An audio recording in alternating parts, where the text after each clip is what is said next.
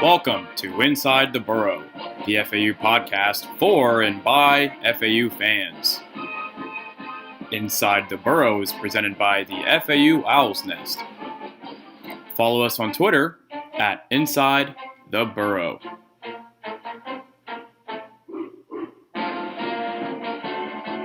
Hello and welcome to episode 8 of Inside the Burrow. Dan, unfortunately, is a little bit under the weather, so I am taking over this week. Today we have Shane, as always, on, but we have Cyrus Smith from Underdog Dynasty. Hey, Cyrus, go and say hello.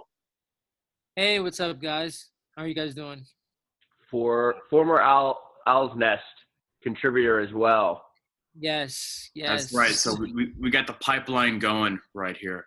So FAU is just off big-time victory over Old Dominion, back on road. I think we're all pretty pumped about it.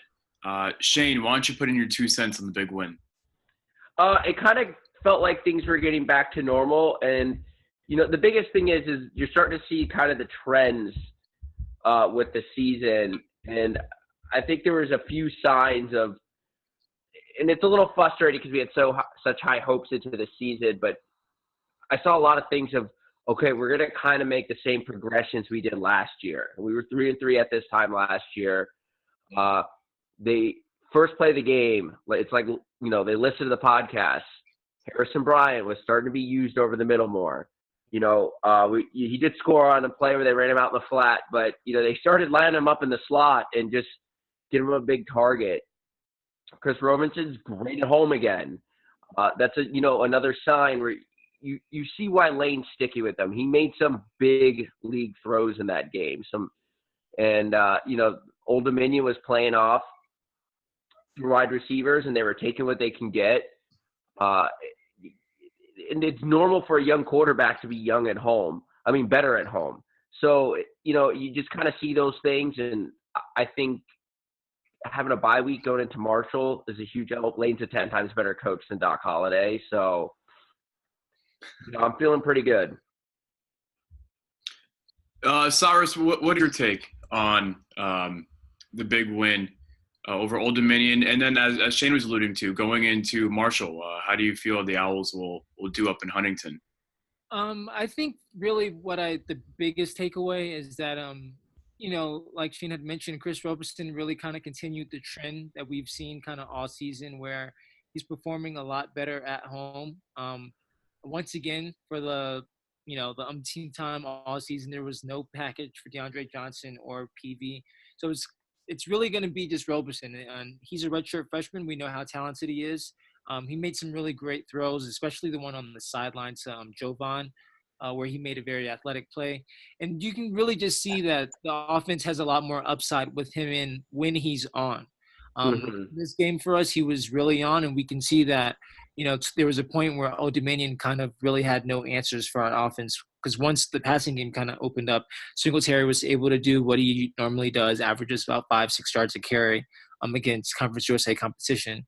So that was really kind of the biggest takeaway as far as Robertson definitely getting more comfortable at home, of course. Now that we go into, you know, the Marshall game 2 weeks from now, I think the bye week is really going to help. And, this is another landmark opportunity for the program. We've never won at Marshall. Once we joined this conference, Marshall was seen as, you know, kind of big dog in the conference, and we kind of took that away from them last year, as well as Western Kentucky over the past few years. So now it's another landmark opportunity for the program to kind of take the next step and really kind of cement not only our place in the Conference USA hierarchy, but also kind of, you know, defeating Marshall on the recruiting trail, making sure, you know, South Florida kids know that if they want to come and win, they don't need to go to, you know, Huntington. They could just stay home. We could kind of dive into, you know, more Marshall next week. I think they're, you know, really disappointed in their quarterback situation right now. And, but, you know, as we kind of go into that, but what I wanted to say is I know there's been some ups and downs, and the offense just didn't flow. You know, wasn't flowing at the beginning of the season like it was at the end of last year. But nobody can go and find me a game where Driscoll threw the ball like that last year. Right? Not even close, right? Right. Yeah. No. Completely agree. Not where there was, a lot of there was a lot more intermediate passes over the middle. And yeah, Driscoll had the games where he would go 10 of 12 because the offense was flowing so much. Willie Wright was just open, running down the middle of the field wide open. But I just don't think you're starting to see it. I also love the emergence of Kareth White on offense. Yep. The biggest stat of the game for me is Motor, only 19 carries. That's going to play huge going in the second half of the year. And I think Cyrus is, he does look bigger out there, and he kind of is a different runner, just straight ahead. We said in last week's podcast, he's probably one of the 2 or 3 fastest guys on the team in a just straight ahead sprint. We saw that on the kick return. So he kind of provides a little different type of back, more just right at you at straight speed. His Motor, is kind of the cut, more of the cut patient back. So I think they really just found a weapon in Kareth White, which is good. I mean, it's going to keep Motor fresh throughout the year. The biggest thing I pointed out in the Middle Tennessee game was Motor had 25 carries in that first half. And we saw Motor, very typical last year. The big runs came in the second half, where he had a couple of really long runs. So that my 2 biggest takeaways from the Old Dominion game is the emergence of Kareth White. I think he's good enough to be the starter at most G5 programs at running back. I kind of feel bad for him that he has to be behind Motor. Shane and I were talking a little bit before we went live or before we started recording. And, hopefully Kareth next year, if Motor does leave to go to the draft, this will be his team. He'll have his chance to shine. But 2 touchdowns, the kick return for a touchdown, so 3 touchdowns all day. He had the kick return for a touchdown last year against Louisiana Tech, which was the very first kick return for a touchdown in program history. So he has both. Yeah. He has both kick returns for touchdowns in program history, both of them. And I think that just goes to show how legit his speed is. So I feel a bit bad that he's playing behind Motor's shadow. I think you're going to feel less. I think you're going to start seeing more and more of him. He's going to change the pace a little bit, and he's just going to be an additional weapon. I mean, we talked about before the season, there was a lot of talk behind, like, who's going to play behind Motor, with a lot of guys being hurt, guys that are young. And, he's really kind of emerged and has looked like a different back and looked like someone who, if you need to, can play for a full quarter or a couple of straight drives. Yeah. And passing game has improved so much. We don't have to give Motor the ball 25 times a half like we did against Middle. We can dump it off, do some screens. Jet sweeps are starting to work a little bit again. And then throw in a little bit of Kareth White instead of just giving the ball to Motor over and over again. So the second takeaway I have from Old Dominion is the defense. It's going to be a bit weird. Not a lot of people liked how the defense played. I love how they played. I love that they played with a fire that we haven't seen from them this campaign. It was just different from the beginning. They were Jalen Young being healthy and having 10 tackles helps. That's your leader. He's kind of their spirit. They still gave up 500 yards. Definitely concerning. But I now see probably this for the first time this year. I have seen the talent that the defense has. I've seen the ball hawking ability. I've seen how they can make solo tackles. I saw their savage, aggressive-like play, their speed, all of that. Cyrus, you're shaking your head in agreement. I'm excited. It got me excited. No, I completely agree. I think that the game wouldn't have been this close had the targeting ejection, had he not been targeted. Aziz, yeah, had Aziz which not is been. Horse. I mean, the game's so. Oh, we could talk about that after this.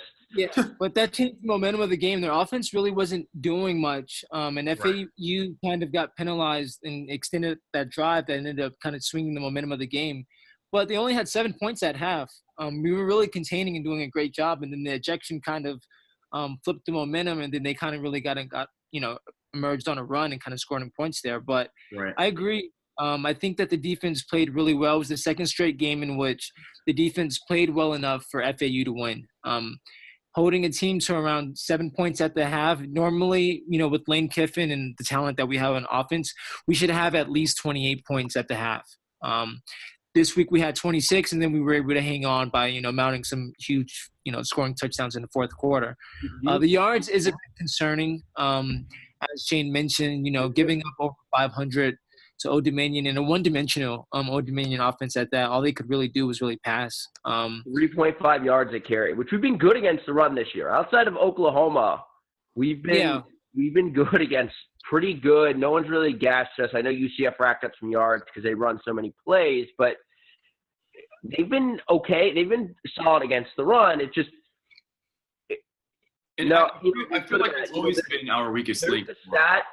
Our red zone defense is you get to the red zone, you've scored a touchdown every single time against us this year. Yeah. Every single time. 100% worst red zone defense in the country. 100% meaning 100 of the time someone's entered the red zone, they just come away with a touchdown. I don't know why that is. That could be a fluky thing, but man, that we're kind of just seeing how Conference USA is developing, and there's going to be probably 1 or 2 games where that matters down the stretch here. Yeah. It's just concerning. I noticed Amon-Ross played a little bit more, so we're just adding to the 90 safeties we play every week. I can't. I need a play chart on the safeties we play. I know Jalen Young. When Jalen Young is there, he's solid. But between Zeef and Coral Smith and Gilbert, and then now Amon-Ross is getting some reps. It's just, O.C. Rose being mixed in. It's just, I don't get what's going on there kind of with the safeties and the slots. They seem okay with James Pierre make some plays, and Tooley made a play, but still, man, a one-dimensional offense, they just threw it when they wanted. But you're right. It was one-dimensional. We did well stopping the run, which has always been an issue with this program. But I was really impressed that we're finally able to get some interceptions from someone who wasn't Rashad Smith. Yes. Last year we were, I want to say, number 2 or number 3 in the nation at interceptions. This year, that well's been dried up, and we finally struck gold last Saturday. So if we're able to cause a few turnovers, I'm okay with us giving that many yards over the air. I don't mind so much the air. It's just, last year the defense has been no break. You beat Louisiana Tech on the road because you gave up yards, but you shut them down in the red zone. You held them to like 4 or 5 field goals in that game. And now that's non-existent. The key to beating Marshall next week is their offense is struggling is the turnovers because, they have all their faith in a FCS quarterback that was hurt last year they're having major quarterback issues. They don't have anyone talented, and they have a quarterback issue. So it's not like us where they have a young talented guy who has a bad game or so. They have major quarterback issues, and that defense is going to wear out. And I think Marshall's going to fade heavy at the end of the year if they don't get that offense going. The good news is I don't think there's outside of North Texas I don't think there's a good quarterback left on FAU's schedule compared to what we've seen. That's what I was going to – go ahead. You can go. Do you agree with that? I'm asking you, the conference. You see it more than we do. You look at FIU and Louisiana Tech only put up 7 points this week. Marshall's offense has been bad. And then, FIU plays Charlotte and Western Kentucky. So I think, right now, once the offense gets going, even if the defense struggles a little bit, I just don't think there's someone who outscore us on the back half of that schedule other than North Texas. No, that's a great point. And that's really the main reason why, honestly, Middle Tennessee has been able to rise up to first place. They have one of the 2 best quarterbacks in the conference. Mm-hmm. And Brent Stockstill, he was better than Chris Robeson, and he was better than Alex Thompson, Marshall's grad transfer quarterback last week. And that's where they've been really kind of been able to significantly take advantage of teams in that department. But as far as, with FAU and their forthcoming schedule, yeah, there's a lot of good receivers. With Marshall, they have Tyree Brady, Louisiana Tech, Teddyville. He's a really good body. But there's not really, aside from Mason Fine in North Texas, there's really not that many quarterbacks who can really be good enough that you can consistently rely on to test the defense. And we should be really good in that department. Similar to what we saw from Blake LaRussa last week. They might hit a few throws here and there, but they're not really going to be able to consistently take over a game and just lead scoring drives. So as long as our rushing defense is fine, we should be fine in that department defensively as far as preventing teams from scoring. I think the biggest concern is and I've been more confident the whole year, even after Middle Tennessee. I had to say to myself, well, Middle Tennessee needed every call, a bye week at home, and FAU to play its worst half offensive football in 20 games to throw a Hail Mary 2-point conversion to win. You know what I mean? Like, it took all those combination of things. So, I've been more positive, even though after Middle Tennessee, when everyone just like, we're not the same team, 7 wins in Bahamas Bowl, here we go. It took all that, but my one thing is Chris Robeson, through his ups and downs, can still go out in any one of these games, just have one of those redshirt freshman games.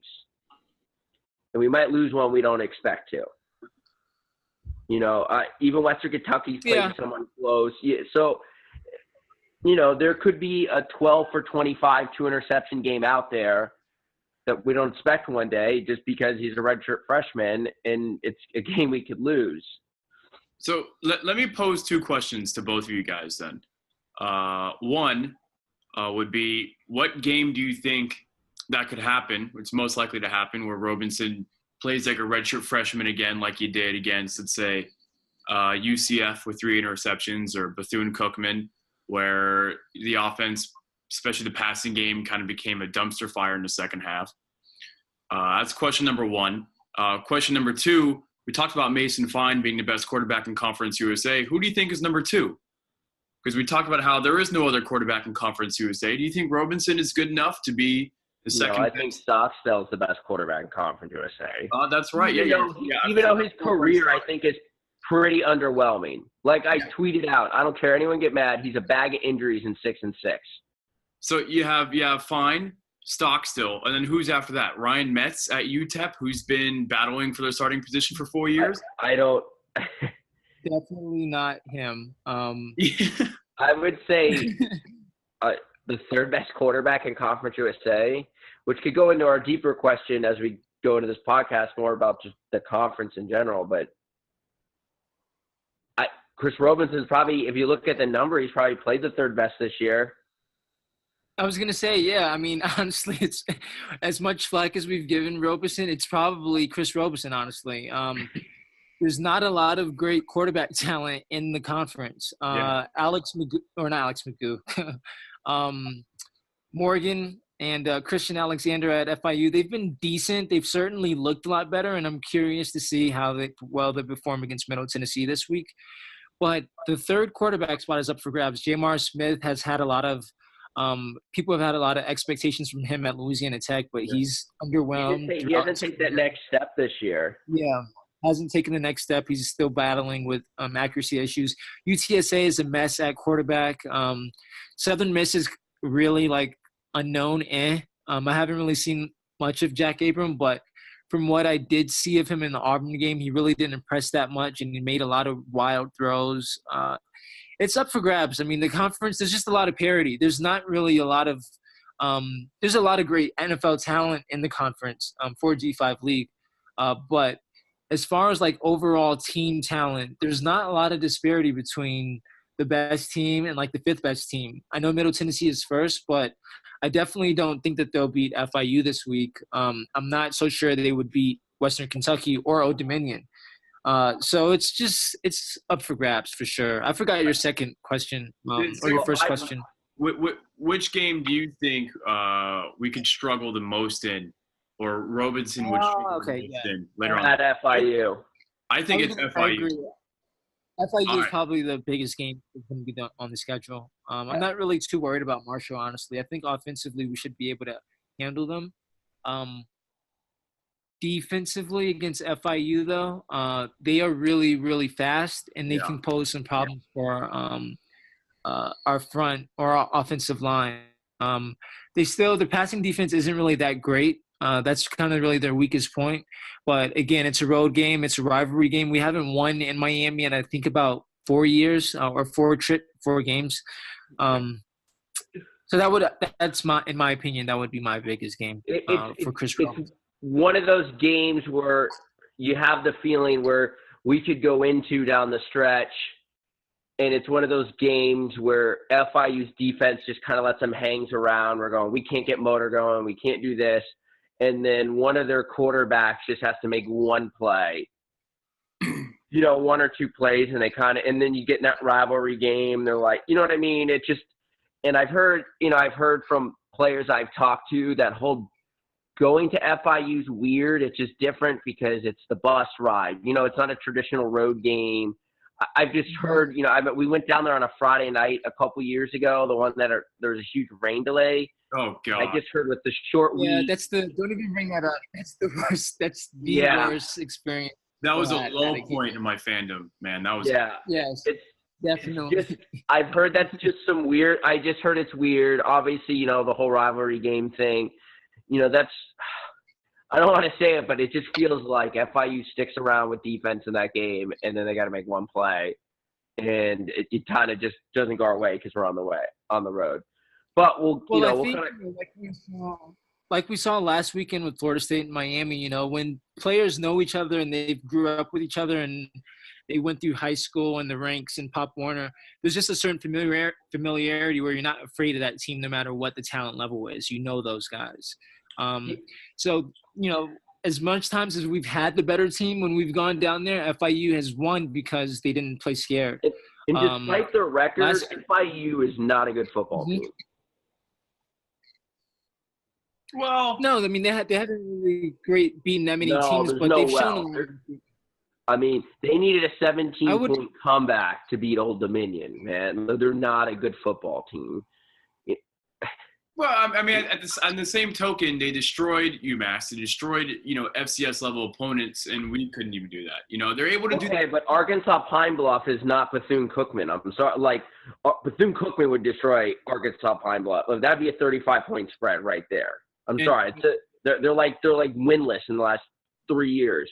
And look what USF had to deal with up at UMass. I know FIU played them down in Miami, but USF was losing that game for the majority of the first half. Yeah, and they almost blew it in the second. And FIU also didn't have a first down in an entire half of football against UM.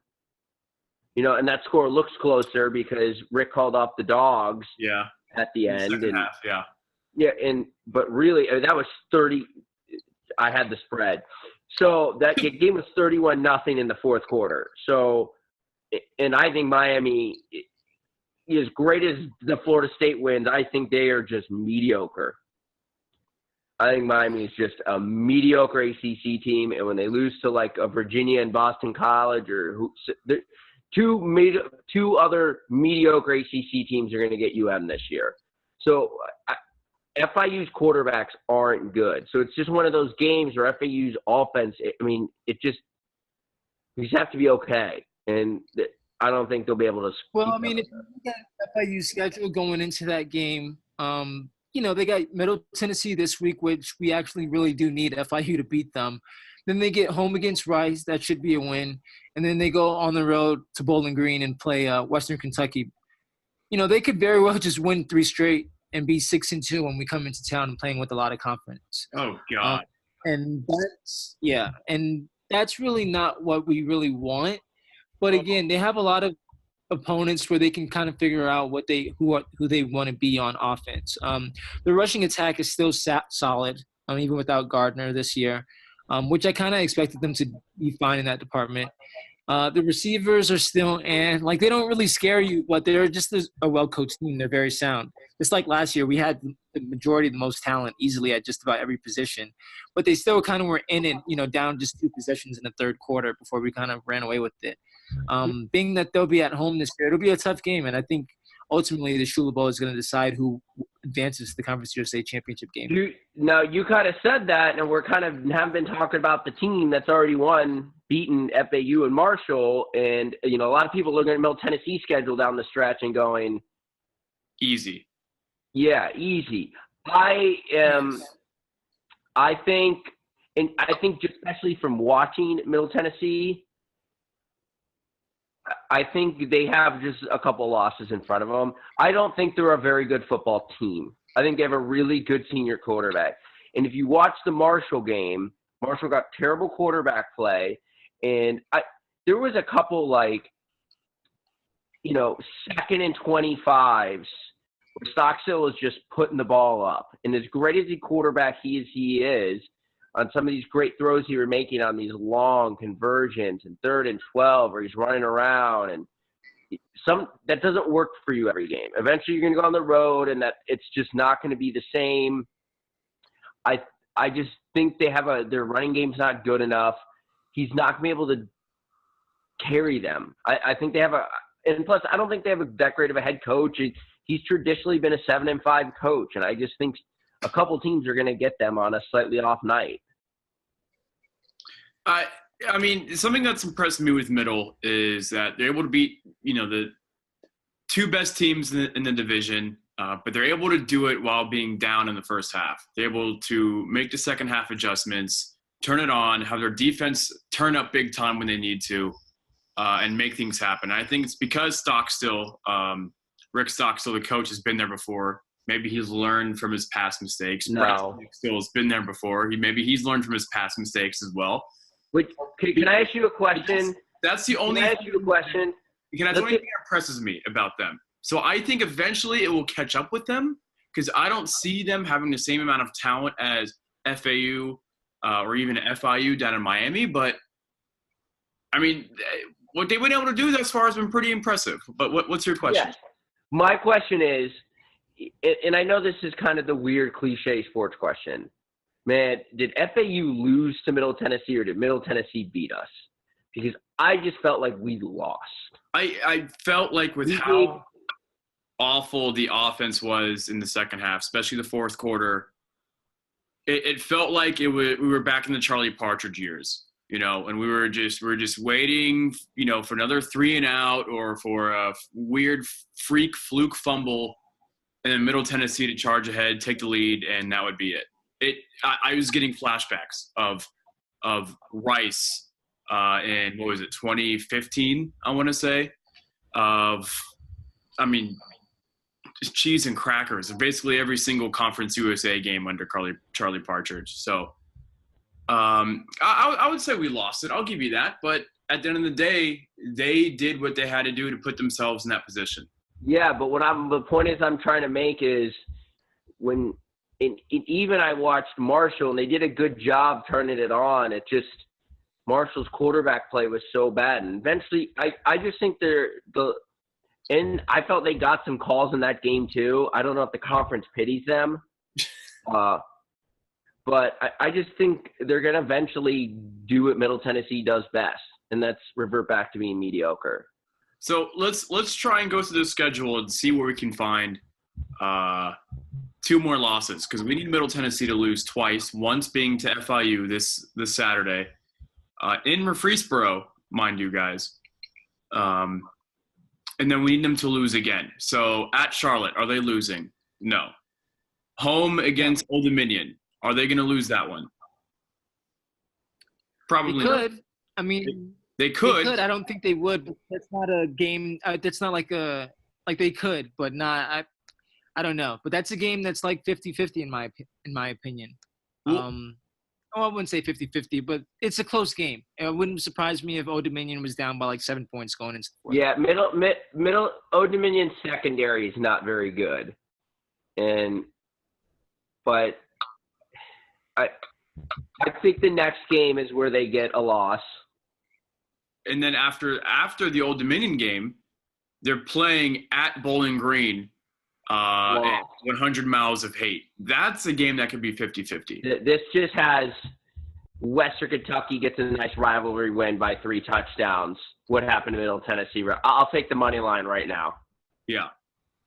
So I think. Go ahead. No, all I'm gonna say is after that they have UTEP, Kentucky, and then UAB at UAB to finish the season. Do we really want to put all of our trust into Western Kentucky right now? Do we feel confident that Western Kentucky can get it done? No, but I think out of FIU, Charlotte, and Old Dominion, I think they lose one of those 3 games. I'll agree with that. I don't think they ride off many in a row. And even Charlotte beat Old Dominion. I don't know. I don't think Middle Tennessee's a good team. I think they have a really good senior quarterback. So eventually, you can only be carried so far. Yeah. And you saw that even when you had Louisville on Lamar Jackson. Eventually, being mediocre catches up to you. I think, well, just looking at S&P Plus, just these advanced numbers, they give Middle Tennessee a 41% chance this week against FIU, so they have them as an underdog. 84% chance against Charlotte to win, 58% against Old Dominion, 64% against Western Kentucky, 74% against UTEP, and then 36% against UTEP. So they see them losing 2 games down the road in the rest of conference play. If FAU can run the table, then we'll be fine. I don't see them going. They're not good enough to just go 8-0 or 7-1 or even 6-2. I think they're going to lose 3 more times, in my opinion. They're going to be 6-6, 7-5, but that doesn't discount the fact that they did take advantage of the breaks necessary to put them in this position. And with Stockstill, they are definitely a dangerous team that they could go to the conference title game. A big component of them not going to those is losing to FIU. They need to lose to FIU this weekend. So if FIU beats them, that puts Marshall and FAU back in play and keeps FIU in play. We keep brushing them aside as if they have no shot. Don't want to be disrespectful. It's hard when you don't have great quarterback play. I can't trust you. But then again, when you look at the schedule, no one else has consistent quarterback play in this league. It's just a common thing. So maybe that's Middle Tennessee's why they will win this conference. Usually football's a pretty simple game. You have the best quarterback play. But, man, what is Middle Tennessee without Stockstill? Because they're a 2-10 team. They're bad, yeah. Right? Yeah. They haven't really – they've recruited really kind of middle of the road to below average. I'm curious to see what they are next year. I think it's going to hit the fan a little bit. So they play UAB to end the year. Any chance if Middle does do well, they put their big boy pants on and act like the team that they've always thought they could be, maybe only just drops 1 game the rest of the year, wins the East. What are the chances that they play UAB back-to-back weekends in the Conference USA Championship? I don't know. The West is kind of weird. Again, I don't think everyone's done beating up on each other yet. I mean, so La Tech beats North Texas. North Texas, then La Tech loses to UAB. So naturally we know La Tech's going to beat UAB. And it'll kind of just be whoever doesn't get, out of those 3 teams, whichever one of those 3 teams doesn't get caught up with the kind of like an upset loss out west. I don't know how the tiebreakers work in Conference USA. I think La Tech having to come to FAU on a short week is a tough trip for them. Yeah. Either their quarterback again has the accuracy issues, tendency, those things tend to not be as great on the road. So I don't know. What do you think? Cyrus? Cyrus, yeah, definitely want to get your intake on that, and also why UAB has been able to not miss a beat from last year. I know they have a lot of returning starters, especially that great running back, but we're talking about quarterback play I don't see anything amazing under center from them, but they've been able to play really sound football so far. Their defensive line has been amazing. They're one of the best defenses, not just in Conference USA, but in the country. They rank about in the top 10 in like just about every major statistical category, and that's kind of really been what's the catalyst for them this year. Like you said before, their quarterback play hasn't been the greatest. Former Middle Tennessee quarterback A.J. Erdely has been very, very bad. But he's a dual threat. He can run. He can, keep things kind of moving as far as picking up first downs with his feet, and that kind of gives them the ability to kind of keep him in the game despite his inability to kind of keep defenses out of the box, so to speak, and loading up on Spencer Brown, their great running back. Right. But the West is just very it's just like we keep saying, there's just a lot of parity in the league. There's not a great difference in talent from UAB, Southern Miss, to Louisiana Tech, to even North Texas. There's no one that's really afraid of anybody in the conference. I thought UAB was actually going to win Conference USA West this year just based on how easy their schedule is. But I do expect them, just like Middle Tennessee, to kind of slip up here. They're not going to run the table in conference play. They'll probably lose 2 more times, but they're just a sound team. I know Shane doesn't really like Bill Clark a lot, but I do. I think he's a really good coach. And he's just one of the better coaches in the league. And there's not a lot of great coaches in Conference USA West. Skip Holtz, man. That was his best career win, right? You realize that. This win this past weekend, I can make you an argument the type of team he played and how they beat him is probably his best career win so far. Completely agree. Like he doesn't have too many noteworthy wins, but I mean UAB is not a historically good program. They've only been to like 2 bowls before he got there, and he took them to the bowl last year, I believe. So it's not like he has a ton of resources working with him, but he has a style of play that wins. He wins with running the ball and playing great defense. That's what they've been able to do so far this year. I want to mention, though, a team kind of out west we're forgetting about. And then you mentioned their offense is a mess, and they were such the hot thing in Conference USA until they weren't last year, and that's UTSA. Now, I think they're a little better than most people get credit for. Their record doesn't show it, but their schedule was ridiculous to start the year. Yep.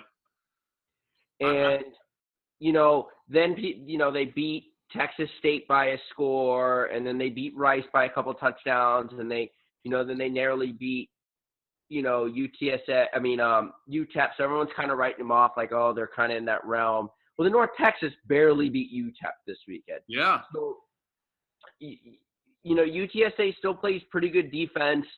They can definitely beat a UAB, a La Tech, or a North Texas on a week. You know what I mean? They could definitely easily get one of those teams.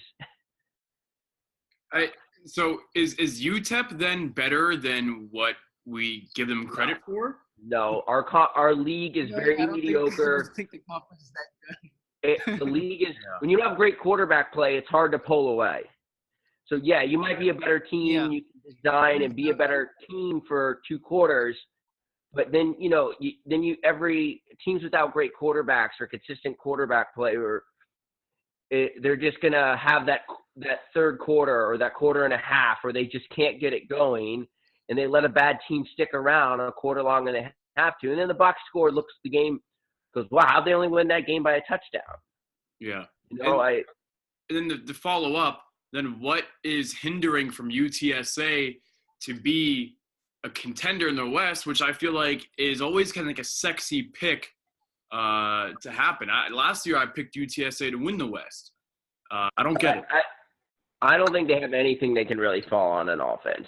I mean, I even think the thing that gives FAU is the best nickname I heard is Motor Crutch Singletary. Yeah. In most games, hopefully when Robinson isn't at his best, you can still expect Motor to score a couple of touchdowns on the worst day. And there's not a lot of other schools that have that. And I mean, UTSA, their offense is just they also play in the Dome. It's a tough place to play. They're going to beat a couple of those teams at home. Southern Miss, UAB, Marshall, all at home. Yeah.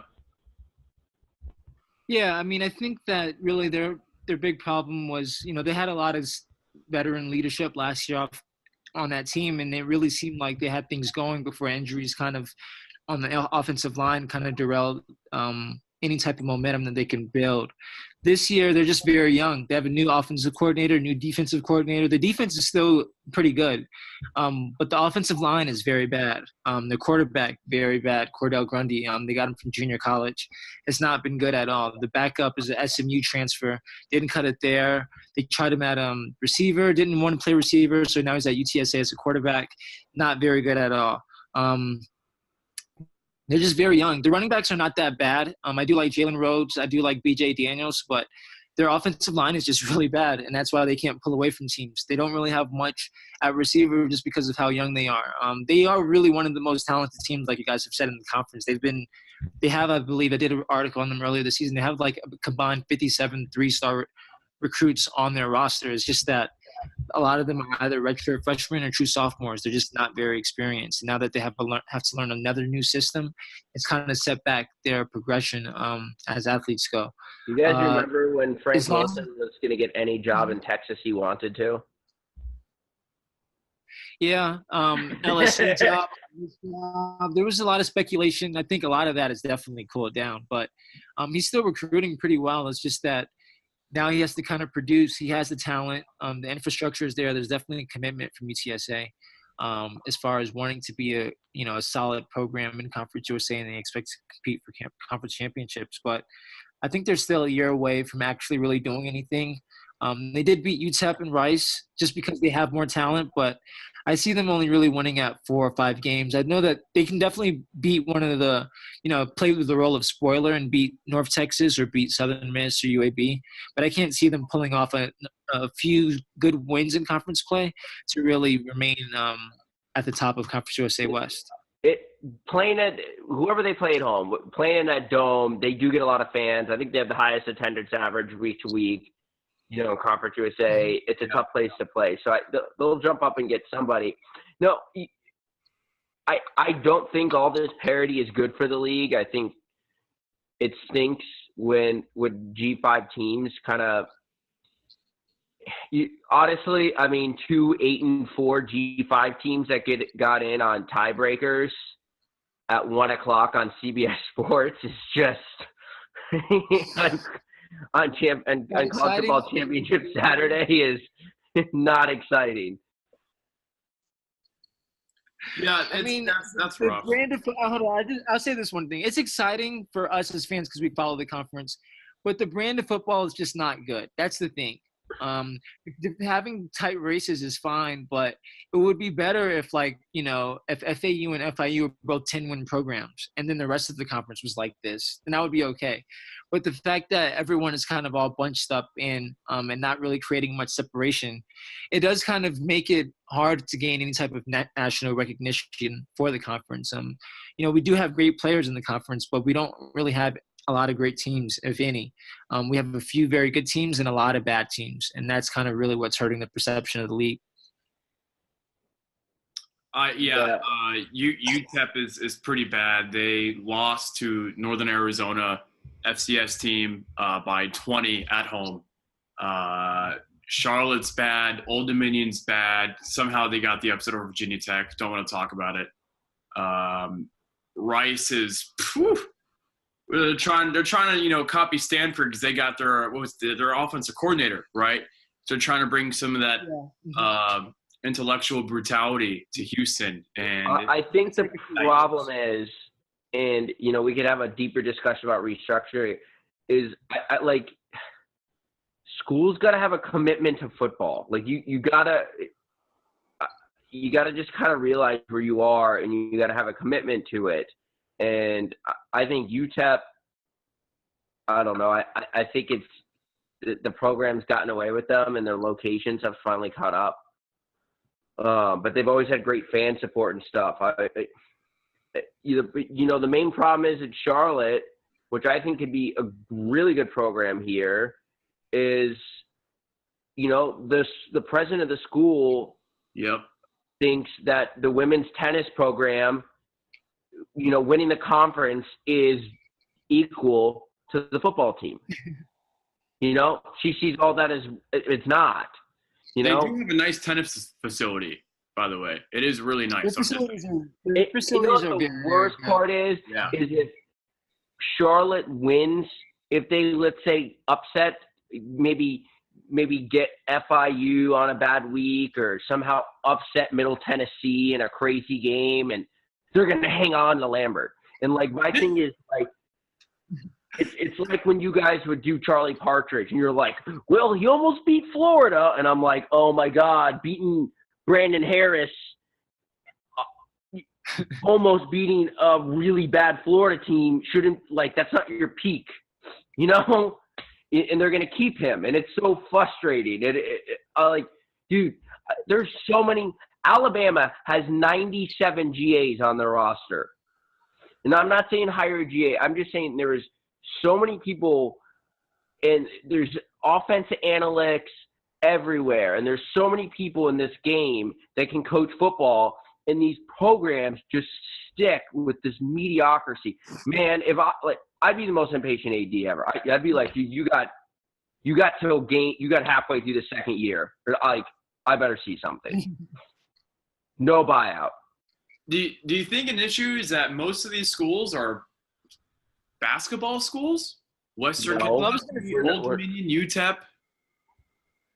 I was gonna say Charlotte would be a lot more helpful to Conference USA if they got their basketball program, because they used to be really, really good in the early millennium. Same thing. When I was at ODU, they have a great basketball facility, but when they got here, they got worse at basketball. All of them.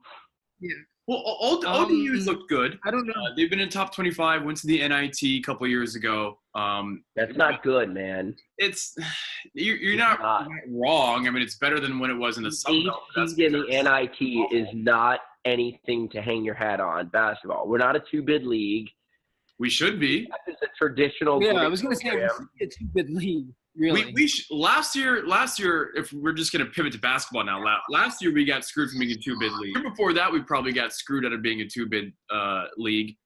Yeah. We've teams to keep getting 4 seeds and upsetting, 2, 3, 4 seeds every single year. I'm talking about the conference. And we're not getting any respect despite all of this. I think that's trash. I think Old Dominion's a great program. Western Kentucky, Middle Tennessee was probably one of the best mid-major programs a couple of years ago in all of college basketball. UTEP finally fired their head coach last year. They're going to get back to their A game. Rice, dude, if Rice kept that point guard and that center, the one that transferred to VCU and the one that transferred to UF, they probably could have won the conference. Evans? Marshall was good last year. Did you get again this year? Marshall, exactly. And then hopefully one of the Florida schools will eventually do something and go 500. Southern Miss used to be good. Louisiana Tech, Duncan, they ball. Okay, just to give you an idea,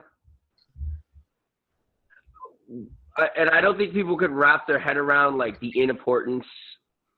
I know college basketball is a great sport, but let's just take it this way. Kansas, blue blood basketball program, top 3 or 4, is 6th in overall, like 6th or 7th in the Big 12 in overall sports revenue. And they have one of the most famous basketball programs in the world. And it's like a school like West Virginia, who has like a top 25 basketball program and consistently a top 25 program in football, and not even a great TV market or an area that has money, produces like $20 more million in athletic revenue than Kansas basketball. So it just kind of, I think, goes to show that